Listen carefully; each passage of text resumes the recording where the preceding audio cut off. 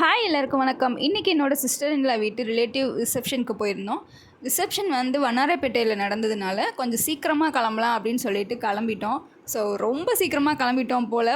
மண்டபத்துக்கே நாங்கள் தான் first போயிட்டுருந்தோம். And கொஞ்சம் நேரத்துலேயே ரிலேட்டிவ்ஸ்லாம் வர ஸ்டார்ட் பண்ணிட்டாங்க.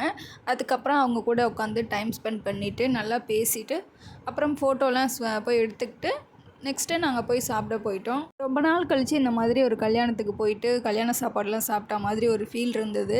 இது வந்து ஒரு நல்ல முகூர்த்த டேட் போல். ஸோ நிறைய ஃபங்க்ஷன்லாம் வர வழியில் மண்டபம்லாம் ஃபுல்லாக நடந்துகிட்டு இருந்துச்சு, பார்த்துட்டே வந்தோம். ஃபங்க்ஷனில் டின்னருக்கு பாய் வீட்டு மட்டன் பிரியாணி பண்ணியிருந்தாங்க. டேஸ்ட்டு செம்மையாக இருந்துச்சு. ஸோ அது கூடவே சாப்பிட்டு முடிச்சுட்டு ஐஸ்கிரீமும் சாப்பிட்டோம். ஐஸ்கிரீம் இப்போல்லாம் எந்த ஒரு ரிசப்ஷன்லேயும் வைக்காமல் இருக்கிறதே இல்லை மோஸ்ட்லி. ஸோ நான் போகாத ஃபங்க்ஷன்ஸ் கூட எங்கள் மாமா அத்தெல்லாம் போனாங்கன்னா நான் சொல்லியே விட்டுருவேன், எனக்கு ஐஸ்கிரீம் மட்டும் ஒன்று வாங்கிட்டு வந்துருங்க அப்படின்னு சொல்லிட்டு. ஏன்னா அவ்வளோ பிடிக்கும். என்ன தான் ஐஸ்கிரீம் காஸ்ட்லியாக வெளியில் வாங்கி சாப்பிட்டாலும் நம்ம ஃபங்க்ஷனில் சாப்பிட்ற ஐஸ்கிரீம் அந்த ஒரு ஸ்கூப்போட டேஸ்ட்டே தனி தான் இல்லை.